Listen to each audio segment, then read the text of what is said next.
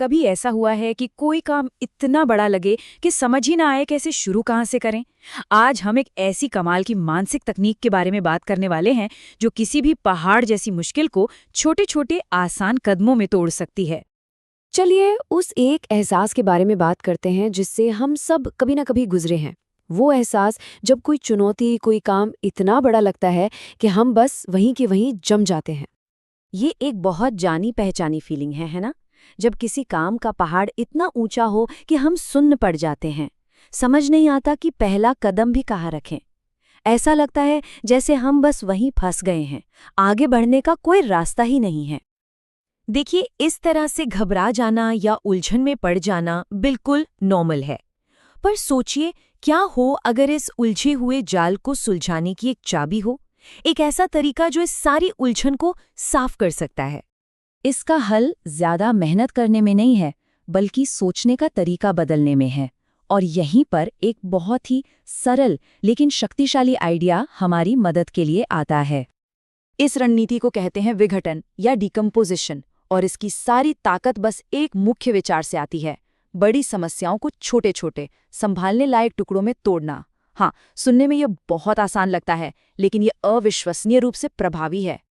इसे समझने का सबसे अच्छा तरीका है एक जिगसॉ पजल के बारे में सोचना। कोई भी पूरी पहेली को एक साथ हल करने की कोशिश नहीं करता है ना। हम क्या करते हैं? हम पहले किनारे के टुकड़े ढूंढते हैं, फिर एक जैसे रंगों को एक साथ रखते हैं और धीरे धीरे छोटे छोटे हिस्सों को जोड़कर पूरी तस्वीर बनाते हैं। विघटन भी ठीक इसी तरह काम करता है। तो ठीक है, ये आइडिया तो बहुत अच्छा है, पर ये असल में काम कैसे करता है? चलिए इसे एक practical step by step process में बदलते हैं, जिसे किसी भी चुनौती पर आजमाया जा सकता है। इसका एक बहुत ही सीधा साधा 4 स्टेप का फॉर्मूला है। पहला, समस्या को ठीक से समझिए, आखिर असल में लक्ष्य क्या है।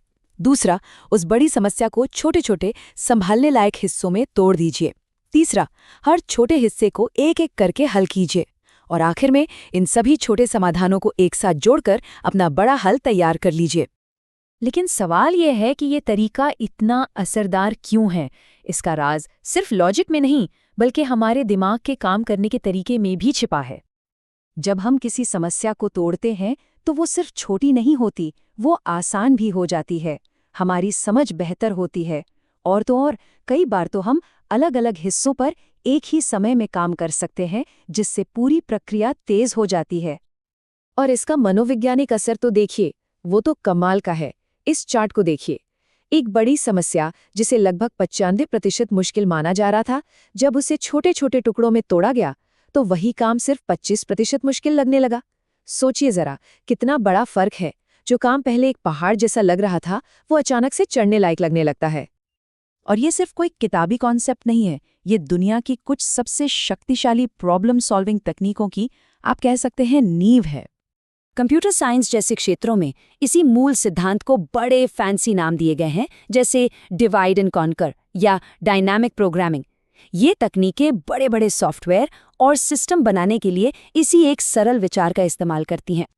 तो सबसे ज़रूरी बात यह है कि ये मानसिक मॉडल सिर्फ कोडिंग या बड़ी बड़ी कंपनियों तक ही सीमित नहीं है। ये असल में स्पष्टता और प्रगति के लिए एक यूनिवर्सल टूल है। चाहे कोई नया स्किल सीख रहा हो, कोई बड़ा प्रोजेक्ट मैनेज कर रहा हो, या कोई व्यक्तिगत लक्ष्य हासिल करने की कोशिश कर रहा हो। और ये हमें एक अंतिम और काफ़ी दिलचस्प सवाल के साथ छोड़ जाता है। ज़रा सोचिए, हमारी अपनी ज़िंदगी में या हमारे आसपास की दुनिया में ऐसी कौन सी बड़ी पहेलियां हैं जिन्हें इस शक्तिशाली तकनीक का इस्तेमाल करके सुलझाया जा सकता है? इसका जवाब शायद हमारे सोचने का तरीका ही बदल दे।